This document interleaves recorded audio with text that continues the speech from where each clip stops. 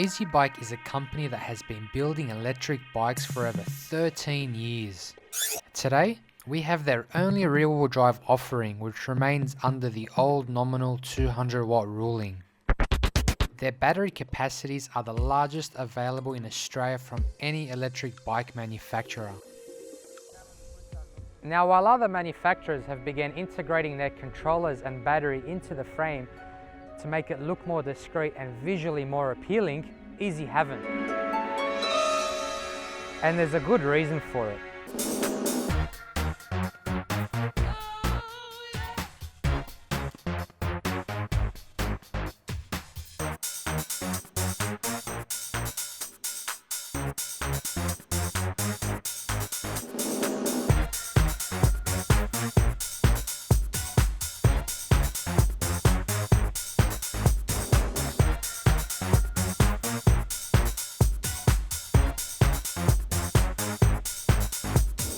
Now, the eZee Forza I'm on today is fitted with a 20 amp hour battery. In our range tests, it gave us over 75 kilometers. That's huge.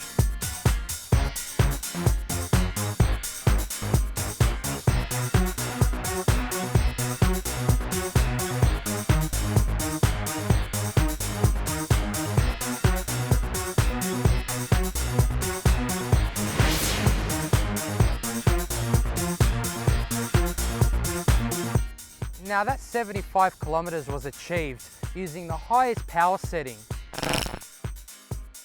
That's huge considering I'm 96 kilograms and the bike's 28 kilograms. And that's barely pedaling as well. Now, I'm not meant to get that far on the electric bike. Now, if you're lighter than 96 kilograms, you can expect more range than that. But wait, it gets better. There's also a 28 amp hour battery. That gives you over 1,000 watt hours. It's the same size battery that's on the Forza and it also weighs the same. It's a much denser cell.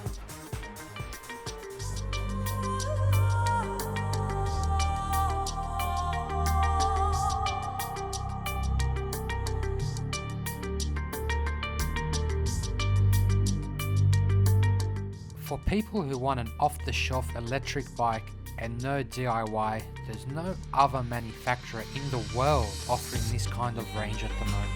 But wait, it's one thing to offer a large battery capacity, but it's another thing to secure it. And what better way to test the mounting mechanism of the battery than to put a hardtail down a bunch of steps.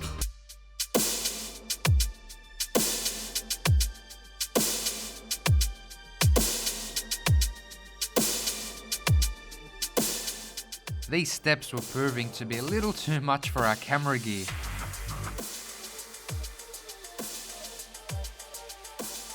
But not for the Forza.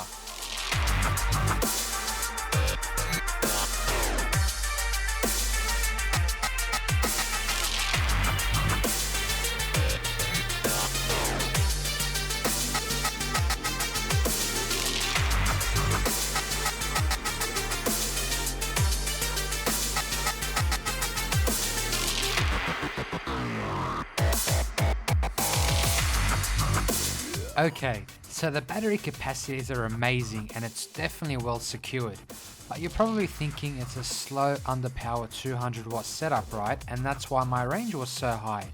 Well, you'd be wrong.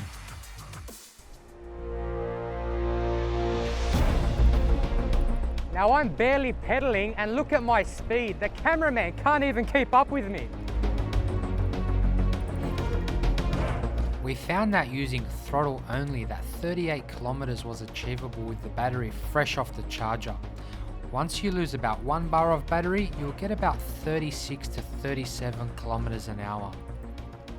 Now if I need to cut off motor assistance, I can press the left or the right brake lever with the mechanical disc brakes and the 180mm rotors providing enough stopping power. The other thing to note is that the Forza is only fitted with a single 48 tooth chainring. Now it does give some limitation in gearing on an electric bike, especially one this heavy. Now the Forza is already at a so-called disadvantage because of its only single chainring at the front.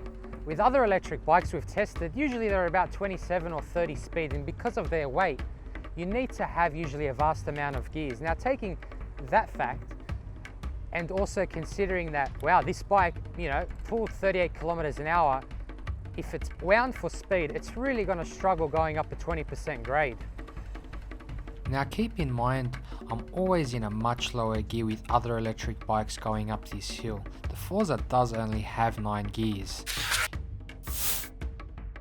You also have to keep in mind that it has a cadence sensor, and usually cadence sensors can take anywhere from half a revolution to 2 revolutions for assistance to kick in. So let's see how it goes.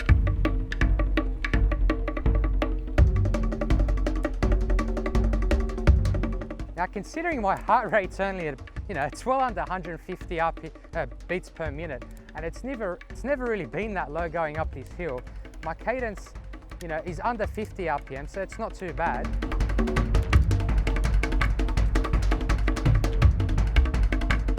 And that didn't take much effort at all. We were so impressed by the torque, but more so by the well-refined cadence sensor that we just had to see how low we could get our cadence before assistance stopped. Even at 23 revolutions of the crank per minute, assistance stayed on, even going as slow as 6 kilometers an hour. I must say, it's the best cadence sensor we've tried, and that's thanks to its 12 magnets giving it more accuracy, where other cadence sensors use 5 to 8 magnets. On top of that, it also uses dual hall sensors instead of just a single one. So this motor's actually got an excellent balance of torque and top speed, which is amazing because a lot of the other bikes that we've ridden that have been usually wound for speed do lack some torque. But this Forza has a great balance of both. And you have to keep in mind that it only has 9 gears compared to, you know, all these other electric bikes that have many more gears than that. So for what it's achieved, given the restrictions it's been put under, is phenomenal. It's also a much heavier bike, 28 kilograms. You know, that's 6 to 7 kilograms heavier than some of these other electric bikes we've tested, and yet the power and torque feels very much on par, if not better, than some of these best performing electric bikes we've tested. Now the next thing is the heads-up display. It's a simple black LED indicator box with buttons for assistance and a battery indicator. It's not attractive, but it does the job, and it's 100% waterproof. During our tests, we didn't experience any battery LED lights dropping from voltage sag on our Forza. Now for those commuting to work, let's not forget standard accessories you would want. After all, this is the City Edition Forza. You get throttle up to 38 kilometers an hour. You get a fully waterproof controller and LED display box if you're ever caught in the rain. You get integrated mudguards. Now you get an AXA wheel lock that comes as standard, and there's also a chain that's integrated as part of the bike. And what it does is it just acts like an extra security mechanism. And now engaging the wheel lock. And that means now that your wheel at the back is locked, as well as it being attached to the pole. Now you can also easily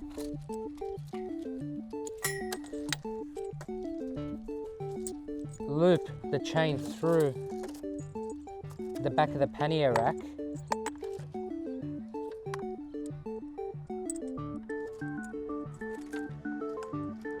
And that means you no longer have to carry this chain in your backpack, and it's all nicely integrated there. So all your security devices is there, and there's no chance of forgetting them.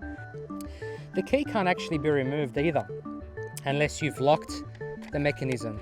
It's only when you lock the mechanism where the key can be removed, and that assures that you'll never forget the key. You get a well-designed pannier rack with strap downs. You get a powerful 1000 lumen headlight which runs off the main battery, and the most powerful light we've seen fitted on an electric bike. You also get a highly visible rear light, also very bright and running off the main battery. Even if you want to charge your phone, an aftermarket dual USB charging port that runs off your main battery is optional. Let's face it, it's not the most attractive bike. However, if you're looking for a commuter, it has all the range, power and accessories you'll ever need. This Forza reminds me that you should never judge a book by its cover. And now it's time to go home.